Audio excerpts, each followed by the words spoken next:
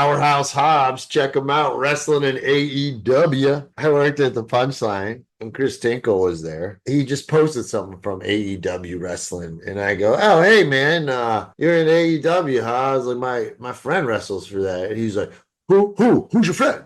And I was like, "Oh, Powerhouse Hobbs," and he looked like a kid on Christmas. He's like, "Oh, that's my favorite wrestler."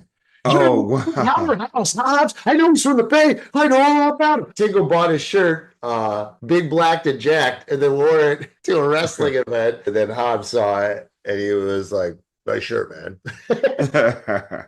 Where do you know him from? Mick Foley. We worked with Mick Foley. Oh, that's right. Okay. So I worked with Mick in Sacramento. And then the next day, they wanted me to do it in San Francisco. Like I helped Foley with his merch the night before. And that's the only person of everyone we've ever worked with that every person lines up to meet him. And everybody, Wow. that night, he wanted to try something with another wrestler. And so they reached out, found a local guy, and then Will did it. That's where I met him.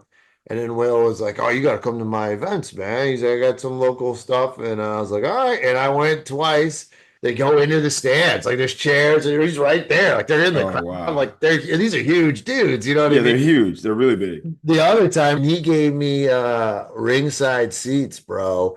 And I don't care what level wrestling is, when it's ringside, it's dope. But I will Right. say, when I was on the stage with Mick Foley, he had this bit like towards his closer, and Will and I were on there. We are just sitting on chairs, and he would do something where he took the stool and he threw it like it was he was a wrestler or something, and he really threw it like hard. And you saw this guy like I understood at that moment why he could be a professional wrestler. Like, Mm. you know, he was a little older then, and he's a little beat up, but you saw how strong he was and like his Wow. base and everything. He took that chair and he threw it down. It was the stool, and he threw it onto the stage.